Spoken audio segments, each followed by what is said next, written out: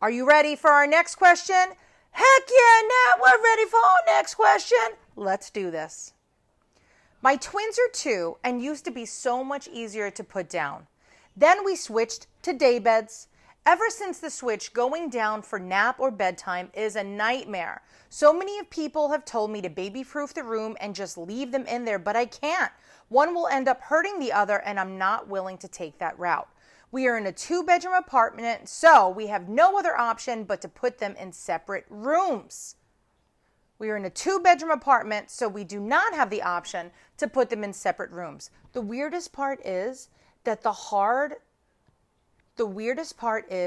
it's hard for my husband, but it's always twice as hard and as long and as much crying when I'm home alone. Why? I'm losing my mind over here, spending an hour or more putting them to bed. I feel so defeated. I need some twin parent wisdom. When has bedtime not been a struggle? If you're here right now and you're watching this, and if you have twins that go to sleep with no problem, please raise your paw. Yeah, I didn't think so. It's literally just us. Bedtime is always difficult, and especially when you have 2-year-old twins, and especially when there's a partner involved. Here's what I'm thinking. I'm going to make a wild guess. I wish I had one of those turbans from the Johnny Carson days, and I would put it on and say, I'm going to make a guesstimate. In this envelope, this is my Post-it, don't get too excited. I'm going to say the reason why your twins won't go to sleep. And then we open it up and it says, because mom may be a pushover. What? Because mom may be a pushover. It's right there. If you've noticed that it's easier to put your twinnies down when your partner is home, it really is probably because they kind of put an end to it. Or maybe it's because you have less tolerance because you have to go attend to your partner too. You want to see them, especially after a long day when you've been with your twinnies. So here's some ideas to have a new bedtime routine that's going to restore order to your home in your 2-bedroom apartment.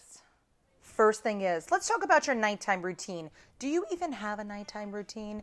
Don't get upset if you don't have a nighttime routine. It's only too late if you don't start now. I would really consider having a full-on 1-hour nighttime routine. So instead of having to stay up an hour later, troubleshooting, you could start an hour before getting them to sleep on time.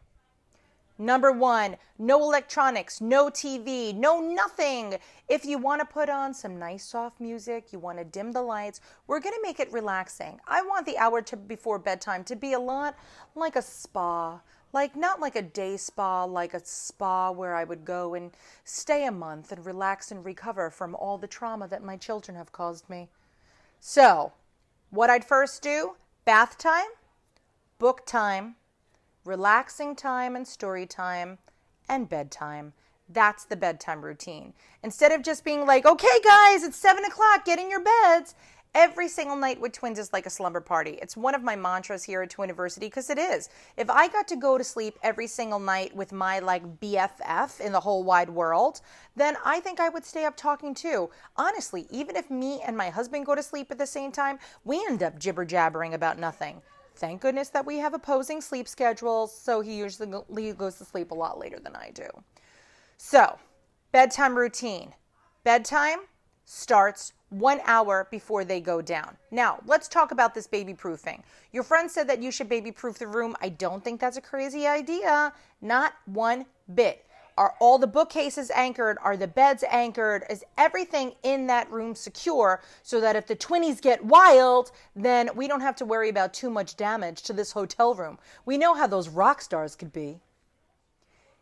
If you have instituted a nighttime routine and you're coming up with some more and more problems, I'm going to say this too. Consistency is key. Read it.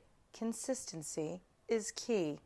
Doing the same thing over and over makes the evening more predictable. It makes it predictable for you. It makes it predictable for your partner. It makes it predictable for your twinnies. And it makes it predictable for your neighbors. Because if they hear all that ruckus going on, they might be like, what's happening? Are there wild animals loose in apartment 2B? So start a nighttime routine, evaluate what you're doing, be consistent, And remember, it's a slumber party, and just try to be patient. But start early and be consistent are really my two big takeaways. Let us know how that goes. And if you need help instituting a nighttime ritual, you know where to go. I'm here for you as much as you need me. So now you know what to do if your twinnies are running amok at bedtime, especially your 2-year-old twinnies. I wish you and your spouse the best of luck in your 2-bedroom apartment. And if you hear my twinnies talking right now, it's because it's almost bedtime and they're getting ready to have their party, because even at 14, this is still what happens. All right, guys, Twiniversity.com is where you're going to find even more great information. Do not forget to check it out. That little magnifying glass that's in the corner, it's not just for show. Hit that magnifying glass, put any topic that you want to search on Twiniversity.com, and there you go. All the information is right there. So thanks again for watching Ask Nat. Until next time, see you later, alligators.